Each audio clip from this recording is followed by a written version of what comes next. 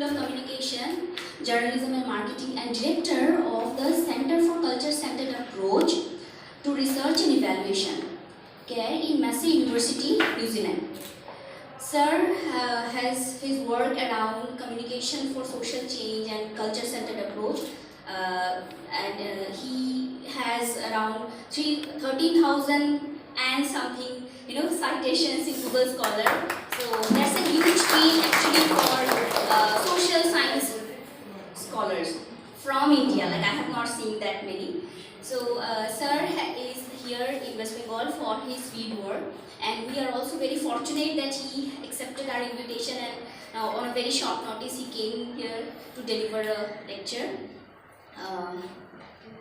I don't have anything more to say because just Google him and you will get to know everything about him, and his lecture today will speak more. So I hand over the mic to him. আমি বাংলা আর ইংরেজি মিশিয়ে বলবো, যতটা পারি বাংলায় বলবো, যেহেতু this is the pedagogy of colonization, right? Because my method of knowing has been colonized.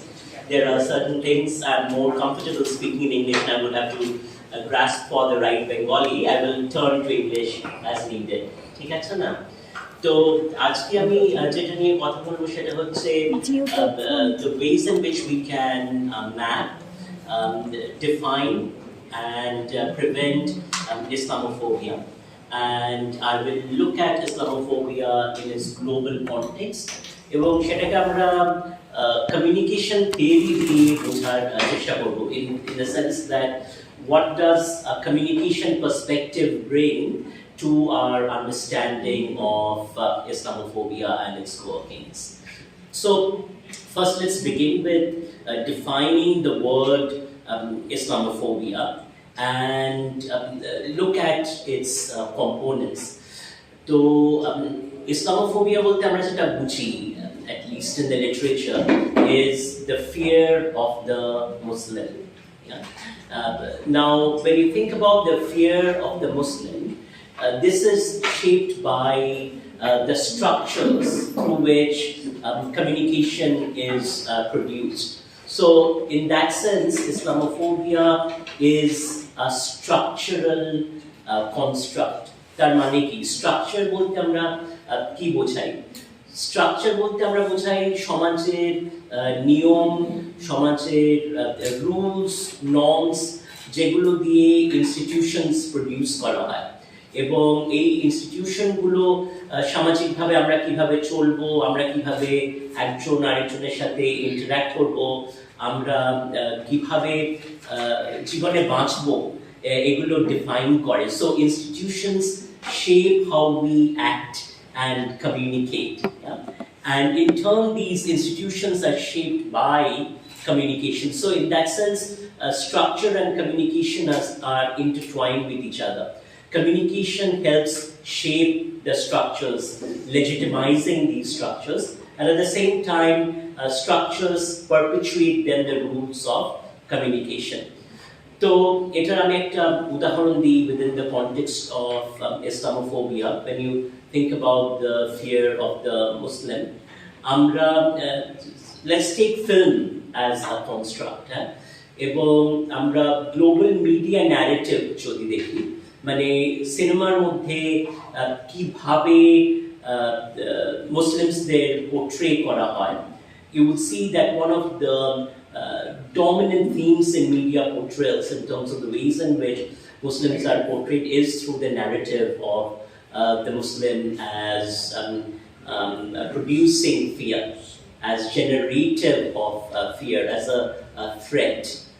So particularly if you consider the notion of the terror frame, the Muslim as a terrorist that is willing to sacrifice his or her body, the image of the suicide bomber, in order to destroy civilization.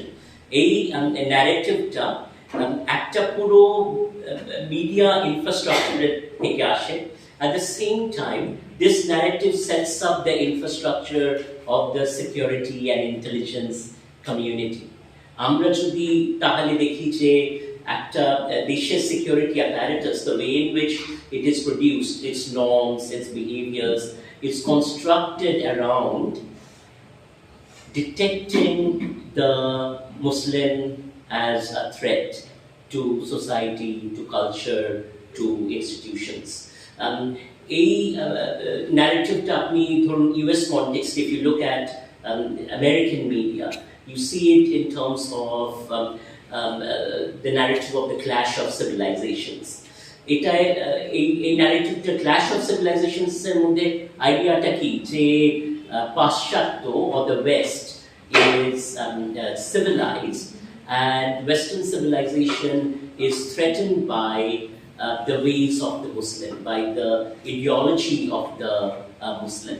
So Islam is taken as an ideology that threatens Western culture and civilization. The narrative therefore is a civilizational narrative. এই narrativeটা কিন্তু যে কোনো আমরা যখন communication করি আমরা একটা জিনিস জানি যে narratives are not neutral or narratives are not apolitical. Narratives serve particular political purposes. So any narrative, we have to look at it as embedded within the apparatus and infrastructure of colonialism, and particularly neo-colonialism and the empire. As the communication professor Deepa Kumar argues, Islamophobia in that sense is an imperial project.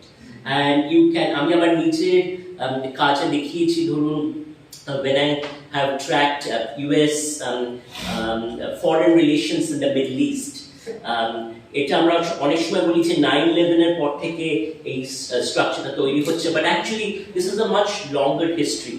আমি আমার কাজে যেটা দেখিয়েছি যে if you look at US media relations and public diplomacy in the Middle East all the way going back to the 1940s, 50s and 60s যখন অনেক colonized nations were becoming independent, right?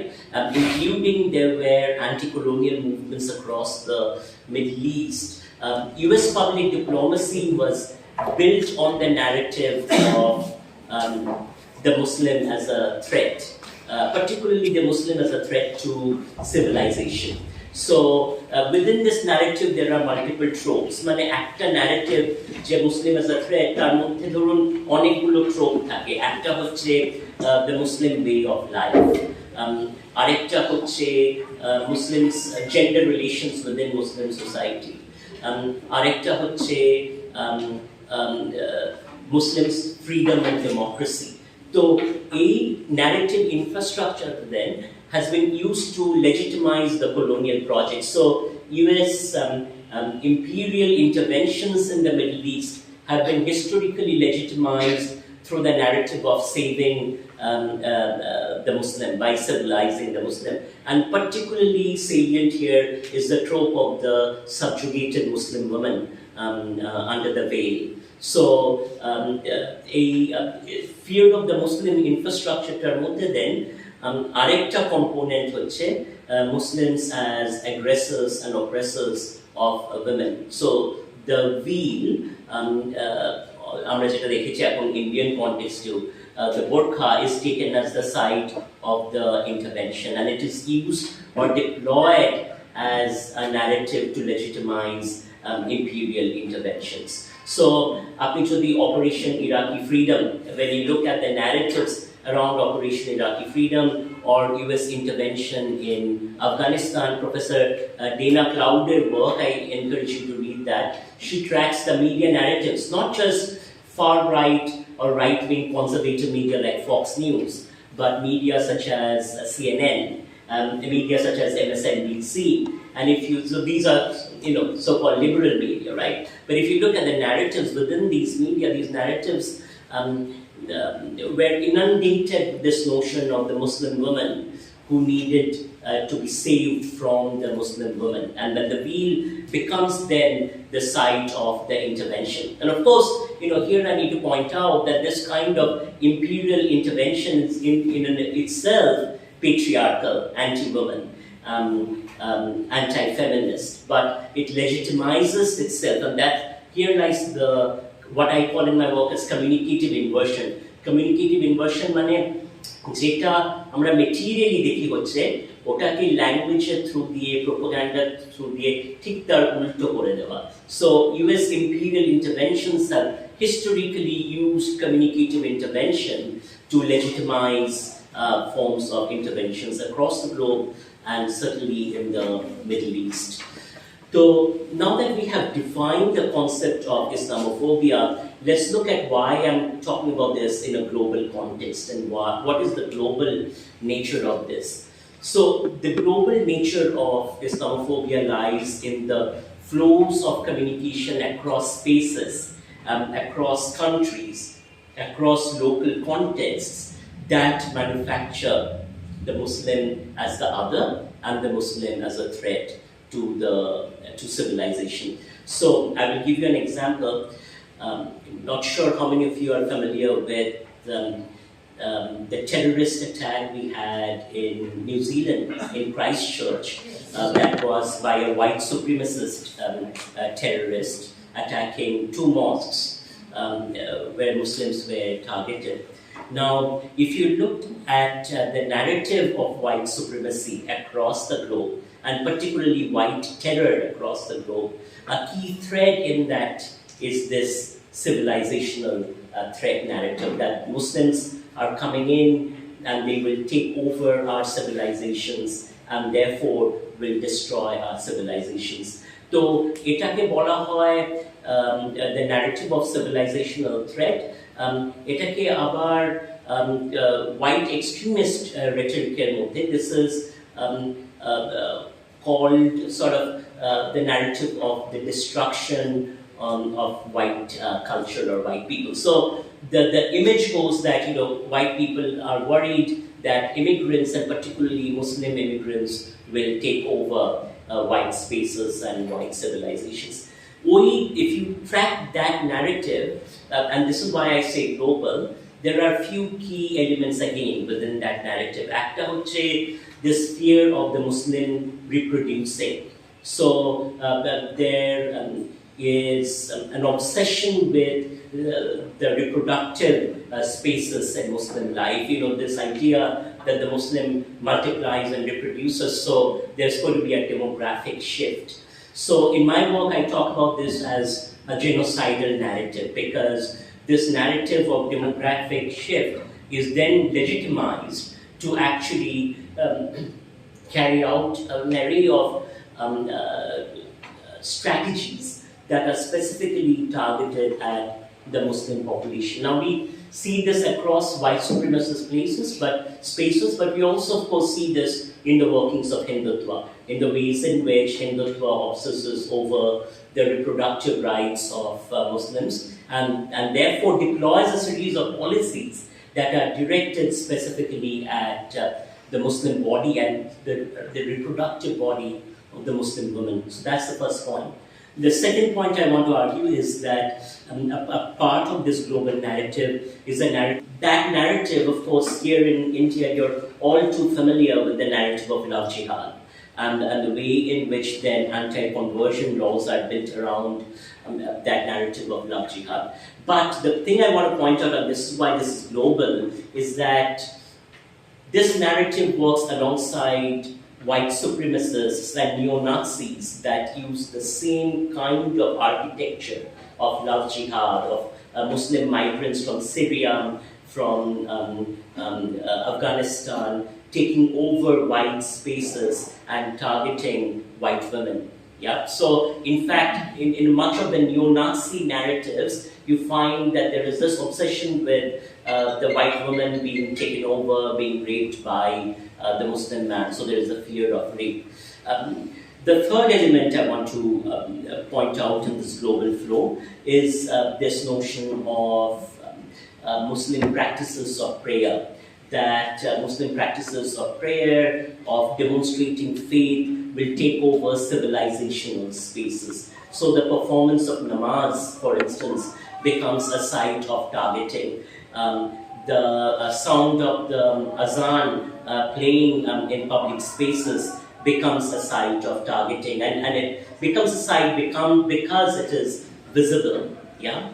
The fourth point I want to articulate in this global thread is the notion of constitution and the Muslim takeover of constitution. So the global infrastructure of Islamophobia is obsessed with the notion of the Sharia law, and the Sharia law being imposed to take over constitutional rights and constitutional spaces, and the country losing its democracy to Sharia. So in fact, in multiple far-right discourses, you saw this in Trump protests, for instance, right? Many of the Trump-supporting protests were driven by anti-immigrant sentiments, but beneath the anti-immigrant sentiment is an Islamophobic sentiment that these Muslim migrants will take over our democratic architecture. They will take over our constitutional spaces by imposing Sharia law and Muslim sets of laws.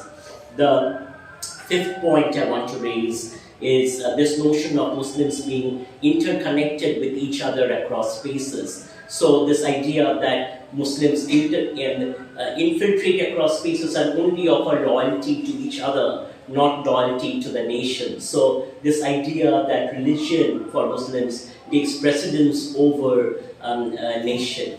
And that becomes a basis for framing the Muslim as anti-national. So when you think about these threads in the narrative of global Islamophobia, I then invite you to consider the ways in which these threads connect across spaces, particularly in terms of the ways in which white supremacist spaces interpenetrate with Hindutva spaces. Which brings me to the question of methods in terms of how do we then study Islamophobia? How do we know communicative or media content when it is Islamophobic? That's the first question. Second question is how do we prevent it?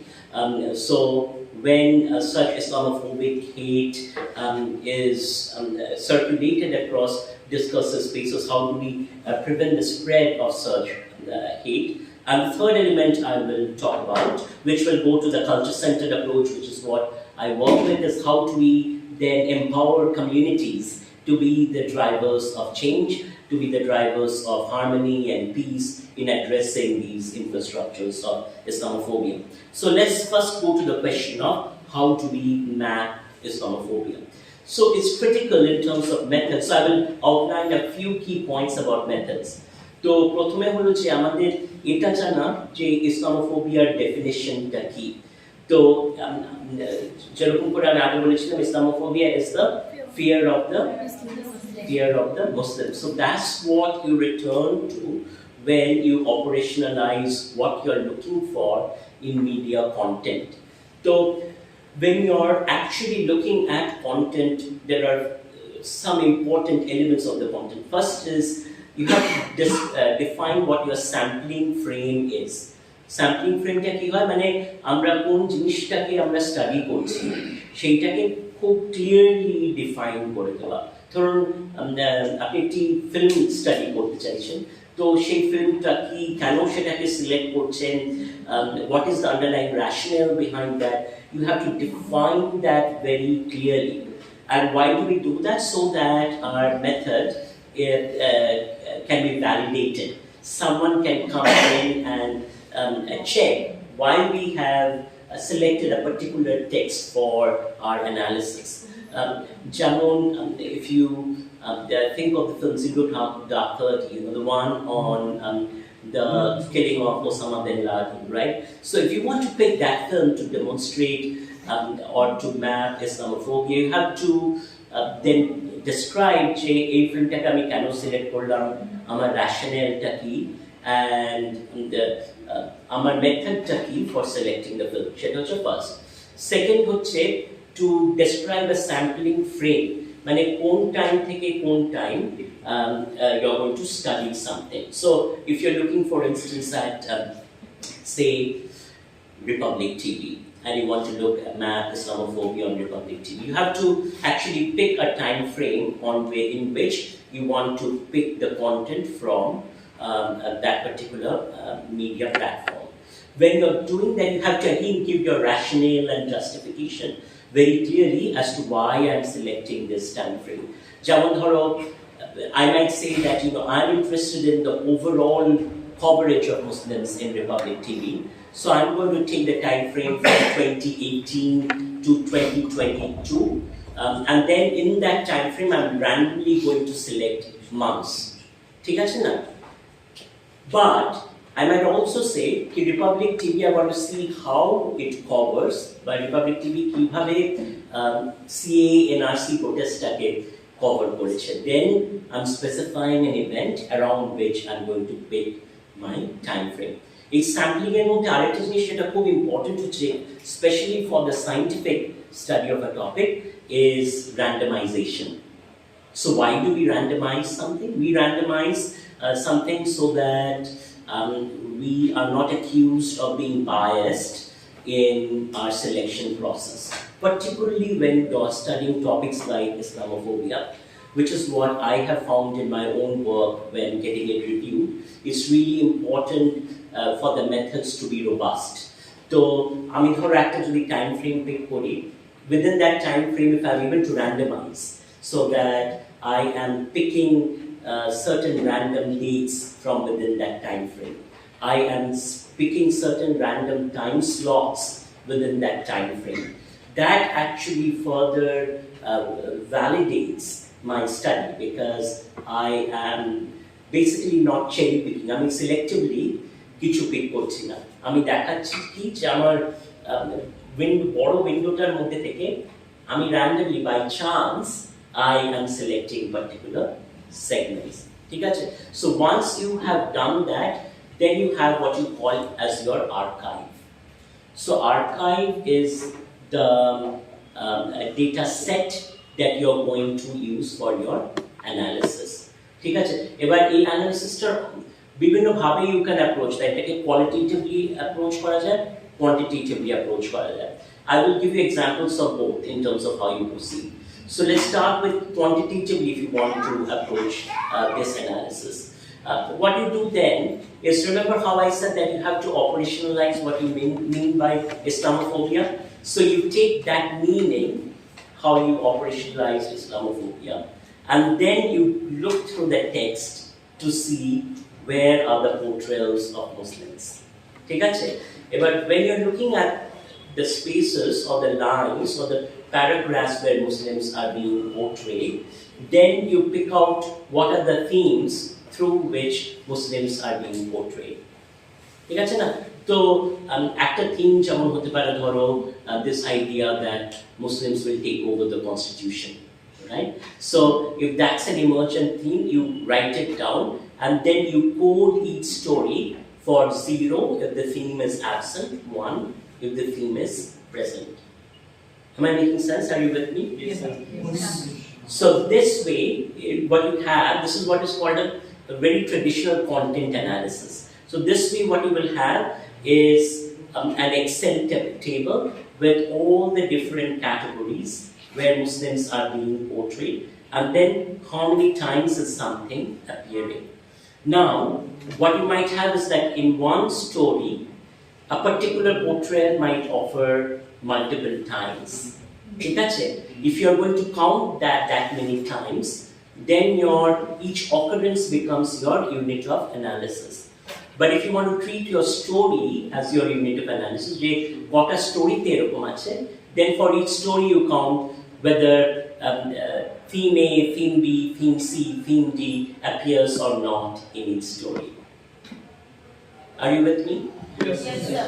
So once you have done that, what you have is a spreadsheet with exactly how the portrayal has worked within this particular content, within this particular time frame. Now you can run various kinds of quantitative operations on it. So you can, for instance, see that is the propensity to portray Muslims as terrorists in the story more than the propensity of portraying Muslims as neutral or portraying Muslims as doing good things. Yeah. Is the propensity to portray Muslim women as victims more than stories that demonstrate Muslim women's agency in the stories.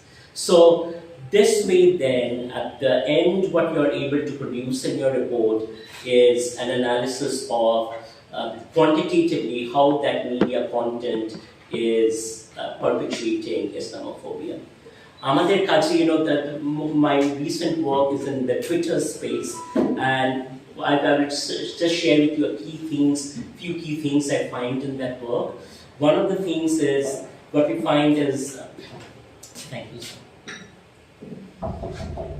One of the things we find in that work is that whenever there is Islamophobic content in the global spaces, that more hate comes from Hindutva accounts than white supremacist accounts. Now that to me is very concerning. When you think about the Christchurch attack, more hateful content related to the attacks came from Hindutva accounts largely operating out of India, then came from white supremacist or neo-Nazi accounts in New Zealand, Australia, or Europe. Okay?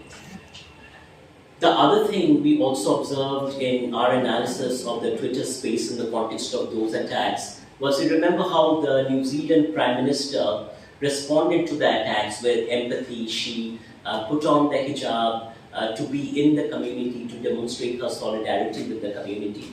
And right after she did that, there were multiple Islamophobic responses saying that now New Zealand has been taken over by Muslims, and look, New Zealand Prime Minister has been converted, she has become a hijabi woman. And again, that content was coming from Hindutva accounts, largely from India, but then it was being picked up by white supremacist accounts. So, something we have validated in our studies is how Hindutva works alongside white supremacists, at least in upholding and exaggerating, if you will, these discourses. So in that kind of work, you see how important quantitative analysis are. You need the power of the numbers to be able to make an argument. And with a lot of our work, আমরা policy makerদের সাথে communicate করি, আমরা government bureaucratsদের সাথে communicate করি. So it's really important that our methods be robust in that sense. Second thing যেটা বলতে চাচ্ছিলাম, if you want to now take the same text and do a qualitative analysis, qualitative analysis করলোটা কি হবে? You won't be doing these kinds of 0-1 counting, right?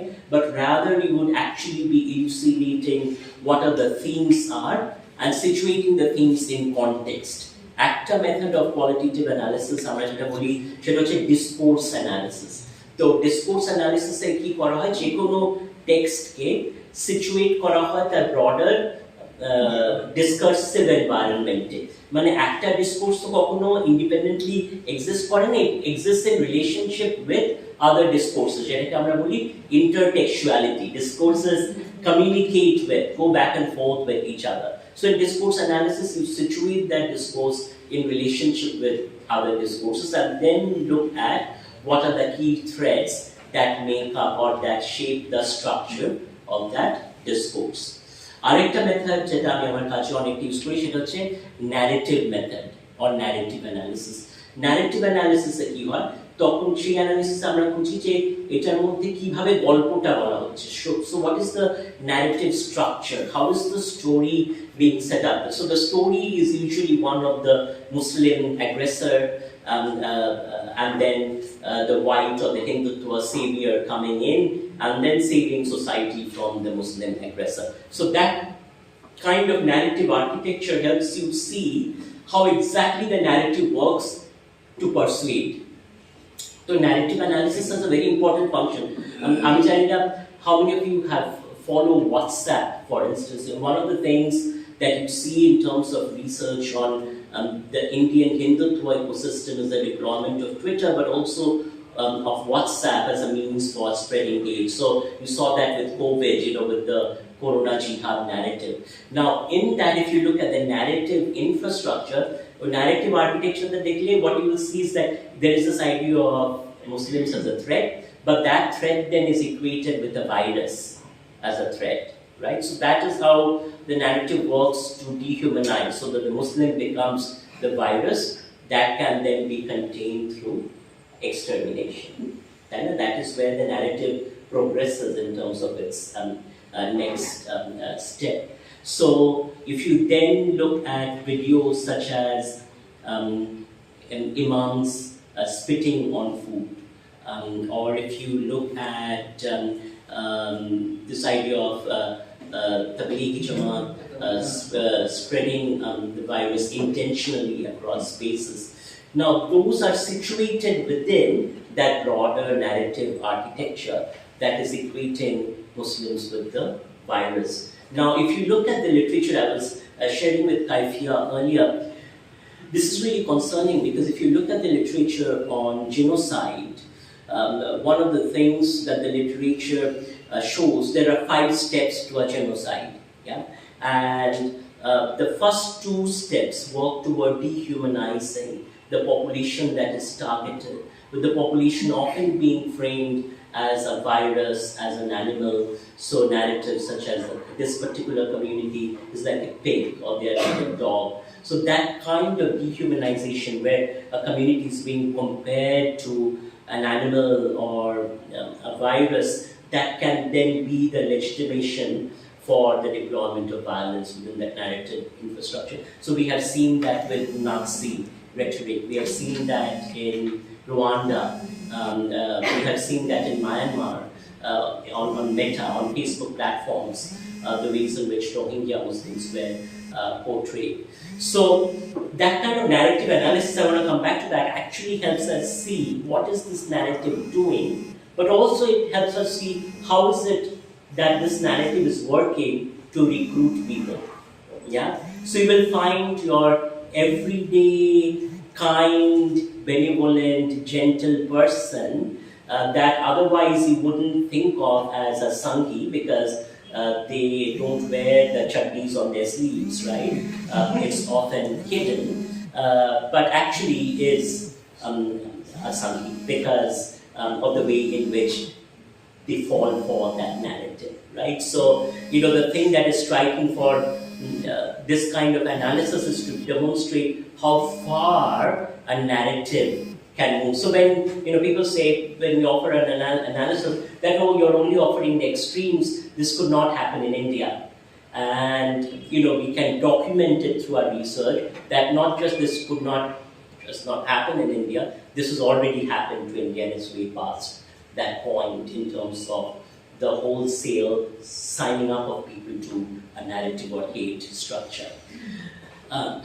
So this is sort of one kind of method where you're looking at discourses or texts. The other kind of method is using interviews or surveys in order to actually map Islamophobia. So there are studies, for instance, that have looked at the general population, and done surveys of the population in terms of seeing the ways in which those frames of the fear of the Muslim as a terrorist, are accepted by everyday people within public opinion. And then, you can then track the ways in which that kind of acceptance of particular frames then contributes to, in terms of at least, what we call correlation analysis, where you look at relationship between constructs in terms of relating with people's support for policies, such as there should actually be a CAA NRC-like process, or there should be a process for vetting out the illegal Muslim migrant, or there should not be a separate legal infrastructure for Muslims. So what I'm saying is that frames impact our public opinion and our public support for policies. This is really critical because what this is telling us is that media frames or media content or communicative content more broadly don't operate in a vacuum, right? These are not, if you look at media effects theories, right? What this is telling you is that the media cultivate particular kinds of opinions, values, and viewpoints over a long course of time. So of course, one exposure to Republic TV and hate on Republic TV is probably not going to do much. But if you're continually exposed to that, every day you come in and that is what you're watching, this is what cultivation theory tells us, right? That media cultivate in us particular ways of seeing the world, particular ways of looking at people, which then shape how we respond from a policy standpoint in support of particular policies. Now I want to move to another method of mapping, which is what we have been doing in our work with what we have at CARE, the center I direct, called Mapping Global Islamophobia Project, which is drawing upon the culture-centered approach, which is the framework that I have worked with, which argues that in order to understand processes of marginalization and oppression, the place where we ought to begin with is by listening to the voices of those that are marginalized and that are being erased. Because the ways in which hate, and particularly in the context of hate, the ways in which hate is perpetuated is through the erasure of the voices of those at the margins. So our work particularly looks at this question: how do we listen then to the voices of Muslims who are negotiating Islamophobia? So in the culture-centered method then, we work on what we call building voice infrastructures. So these are spaces where communities can have voices and can participate in processes of everyday democracy, where communities can design research methods and then hold ownership of those research methods. So in our work with Muslims in New Zealand post-Christchurch, for instance, we sought to create these voice infrastructures through community dialogues, community listening sessions, and what we call community advisory groups. These groups are built with Muslims from everyday lives, but particularly Muslims at the margins of the margins. Muslims who bear most the forces of violence and the forces of marginalization. So what we find in our work is that this often intersects with social class. So there is a classed nature of marginalization. There is an economic nature to Islamophobia and to the ways in which the capitalist project works alongside the Islamophobia industry. So social class, gender, so how do we listen to the voices of Muslim women, particularly visible Muslim women, those who wear signs of Islam on their body, such as wearing the hijab, and therefore become their target. So in a country like New Zealand, doing that has become quite powerful, because that's where we start hearing narratives such as women talking about being spat on in public spaces. These are narratives which are usually hidden. Yeah, these are narratives which are often erased from discursive spaces because of the liberal architecture that organizes these spaces. But when you build the voice infrastructures, they become openings for listening to narratives. They become openings for witnessing. Witnessing is really critical in the context of hate, because the ways in which hate works is by erasing, so that no one can tell the story. Yeah. So you see that within the context of India with Hindutva, Hindutva works by erasing spaces of dissent, by systematically silencing those voices that document it, which is why documenting and providing evidence, bearing witness is so vital. But also these voice infrastructures become the spaces for building solutions. So I will, for the last part of the talk, turn to how we build solutions. So the culture-centered approach argues যে কোনো কমিউনিটিতে, particularly যারা disenfranchised community, যেখানে community marginalization experience করছে, when we build spaces for communities to participate in driving solutions, those become ways in which this infrastructure of hate can be countered. Because hate works through erasure, right? So when you actually start building spaces where those voices can be heard, they disrupt the narratives that have been projected by the dominant structure. They disrupt the propaganda that is spread by the dominant structure. So our work, for instance, with Muslim communities in India focuses on the everyday accounts of how Islamophobia can be challenged. And that work I find really beautiful because it talks about how everyday interactions, how everyday communication, getting to know difference, getting to actually build relationships face to face become ways of countering the hate. In fact, Taifia, you were talking about my field work that I'm doing in Bengal right now. It's the work that I'm doing in Jharkhand. It's primarily in mixed communities that are Adivashi, oppressed caste, Hindu, and Muslim communities. And the work there is about how different communities come together to build spaces of conversation across difference, getting to know each other. And one of the things they say, and I find this so powerful, they say that, the way you build trust is by returning to community and by delinking from social media. Because most of this hate is coming from digital platforms. And the way to counter this hate is through our everyday interactions, when we know each other, when we actually interact with each other. And in this particular village in Jharkhand, they were saying that this has never been an issue for us. This has never been an issue in our community. We have done the seeding of the seeds together. আমরা একসাথে চাষ করেছি, যখন ফসল কাটার সময় হচ্ছে একজন আরেকজনের জমিতে ফসল কেটেছে, একজন অন্যজনের উৎসবে পার্টিসিপেট করেছি, দাওয়াত দেওয়া, খাওয়া, when there is a health crisis, taking out money to support. So these are your everyday forms of living and communicating. So this idea of delinking, which is a key component in decolonization theory. Now I use the term decolonization with a lot of trepidation because of how Hindutva has co-opted the term to peddle all kinds of hate, right?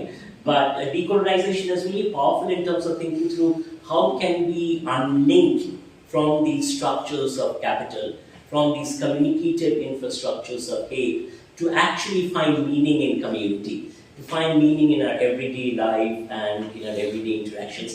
আর আমি যেটা বলছি আমি জানি তার মধ্যে novel কিছু নেই. In fact, both of you were talking about something quite similar, this idea that when communities have the power and when they have the agency to drive the processes of change, they turn to habits that are syncretic, that turn to connections, that turn to lived experiences of forging bonds with each other. And the culture-centered approach says, and I will wrap up with this, that our way to prevent Islamophobia in a global context is by building voice infrastructures, by taking back our democracy that our Chantal Mouffe, the philosopher, talks about as radical democracy, meaning it's the democracy of the everyday.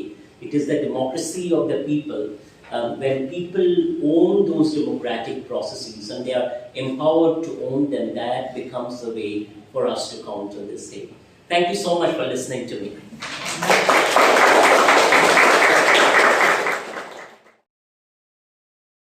Media channels network that were not xenophobic or Islamophobic before, which has turned into Islamophobic, say for example Aaj Tak or channels like that, which has turned into an Islamophobic narrative, in the recent times. So my question was that since traditional media always tries to sustain, in front of the wave of digital media and how social media is sort of taking over, do you think this is some sort of a sustainable or some sort of a strategy to sustain for that particular media, like in the large frame? Thank you so much. They all teach also, like in different colleges and universities, both Joanne and Manu. Lovely. Anyone else?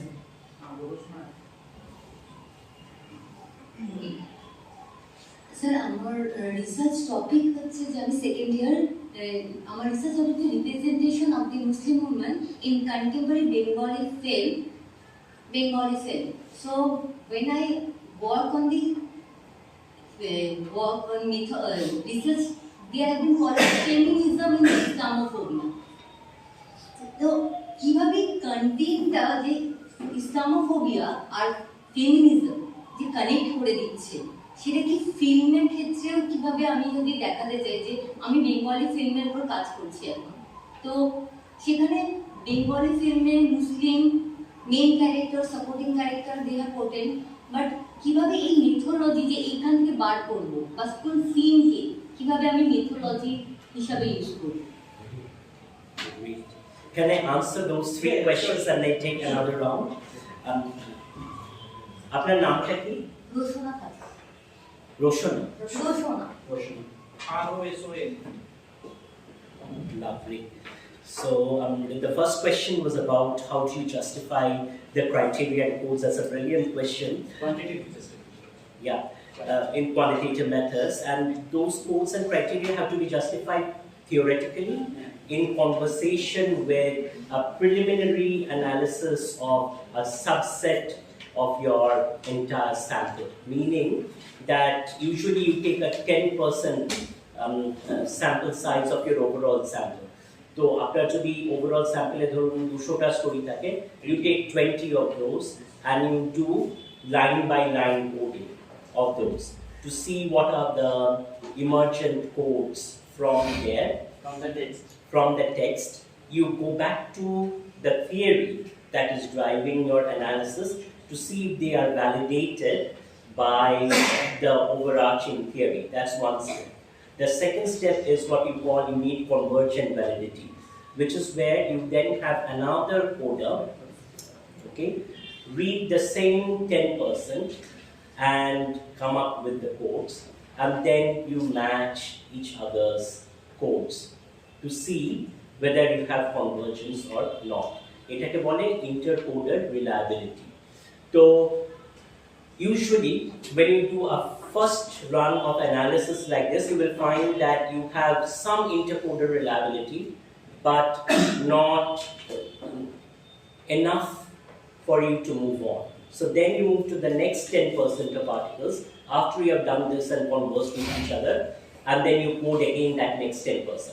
And by that point, usually, you should actually have convergence. So then now you have your initial codes to start coding your stories with. This is the usual method in which you do it. Thanks. Welcome. That question about Islamophobic narrative in traditional media, you gave the example of Ajta, and if they are sort of responsive of recent times, that's kind of a cyclical thing, you see, because the media respond to markets, right? The markets, but at the same time, the markets are vehicles of fascism. Yeah, so when you say that a particular media is responding to market logics within the contemporary context, they are also responding to an overarching fascist environment and therefore feeding further that environment. So if you give me the example of the Nazis, for instance, that I talked about, what you saw in the rise of fascism across Europe was the ways in which these architectures work hand in hand, and particularly the role of, and this is where I'll come to a Marxist analysis, where particularly the role of the petty bourgeois, jara choto ব্যবসায়ী, small scale ব্যবসায়ী, to the corporates, the ways in which they are complicit in the production and the magnification of hate. So you take the example of Meta. In fact, our center, we produced a report on the hate in India that Muslims are feeling in response to content distributed by Meta on platforms owned by Facebook. What is the usual response of Facebook to that? Are they doing anything to control it? We have a whole lot of activists that we work with who consistently, the work is to raise moderation requests on platforms. In New Zealand, for instance, there is an entire group called Hindus in New Zealand. I have myself, through the course of my research, flagged that platform for more than 25 times. And yet the platform continues operating, and the platform has content, including content asking for Muslim violence against Muslims, And this is happening in the backdrop of Christchurch. But you have a situation where Meta, in spite of all its rhetoric about addressing hate, is not going to address it. You know why? Because hate drives profit. If you actually look at the algorithms, what research demonstrates is that hateful content is 5 times more likely to be shared and to be retweeted and reshared compared to content that is not hateful. So of course, for meta, hate drives the infrastructure of profit, right? So we cannot separate the question of capital from the question of hate. And that's why the counter to this is not in more liberalism. The counter to this is in a Marxist response that explicitly articulates a class-based, anti-imperial, anti-capital politics. And then, Roshna, your question about representation of Muslim women and Muslims in Bengali film. Muslim women in Bengali film. In Bengali film. Again, that's such a powerful piece of work, so all the best with that. I think what's really critical is to look at it in terms of the broader discursive environment within which those particular texts are situated. So you can of course pick particular films where you see those depictions, but what I would encourage you to do is to really look at the like what I was saying about intertextuality of discourses, how discourses speak to each other, and the broader discursive ecosystem within which those media texts are specifically situated. And the final thing I would say is that if you are doing a qualitative analysis, you're able to actually track, for instance, the narrative, the plot, the relational context that are depicted by the plot. So something like a narrative analysis might really lend itself well to this kind of work. Best of luck. Thank you.